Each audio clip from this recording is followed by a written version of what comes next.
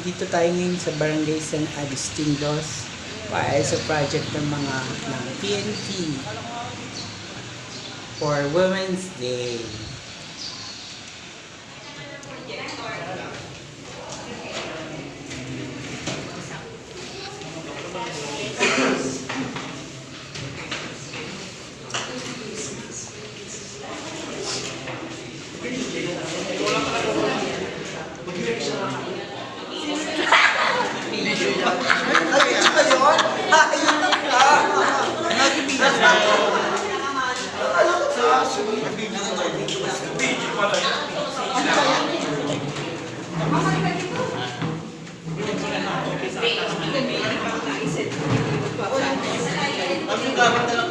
May isang table na lang dito nino.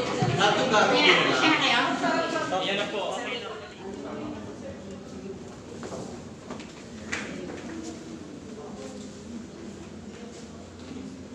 Okay, ready? Ready, 1, 2. Ulit. Madami na po. Ng Happy Women's Month. So, tinatawagan ko po si Police Senior Police Staff Sergeant Joanne Medina para sa ating Magandang umaga po sa inyo lahat. Tayo po kayo ngayon at samahan po ninyo ako sa Name Father, Son, and Holy Spirit. Lord, maraming salamat po sa araw po ito na pinagkaloob niyo po sa bawat isa sa amin. Nawa po Lord, gabayan niyo po kami sa aming gagawin na activities ngayong araw na ito. At ma-enjoy po ng aming mga participants ang gagawin po namin na activity. Lord, gabayan niyo po ang bawat isa sa amin. Ilayo niyo po kami sa anumang kapamakan at karamidaman. Lord, humingi po kami ng tawad sa mga pagkakasala sa isip, salita at sa gawa. Lord, hinihiling ko rin po na pagbigyan niyo po ang bawat kahilingan ng mga tao na nananandi dito. Tulungan niyo po sila at gabayan sa bawat araw. Ito po ay aming sinasamo sa inyong matamis na pangalan. Amen.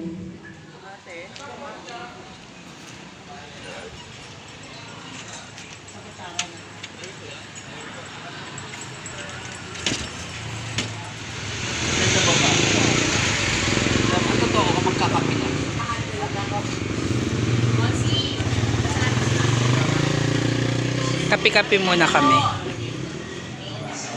Kasi out of their knowledge, mga konting kinog pala, konting action ng katawan nila na nangyayari sa ibang bahay, violation na pala yun. So kung hindi nila alam yun, sumababiolate nila. So tataas yung ating crime volume sa ating 926. So dapat talaga kailangan nito, wala pala yung mga kasama. Pero pwede naman natin sinasabihin ng maayos ko, honey, nabi goods, o tatay. Kuya, ang tawagan niyo, di ba? Ganito pala tayo sa gusto ng kapatid. Siguro, sa susunod na seminar namin, may pangalan niya. Kasama na yung mga lalaki. So, para may iwasan. Kasi ang nangyari ko, siyempre, doon na magsisimula. Pagkaroon na magkakawal, di ba? Kasakita. Siyempre, masisira ang pamilya, kaibigan, di ba? Eh, kung pwede ba natin kayo sa nakagbaga, malaman nila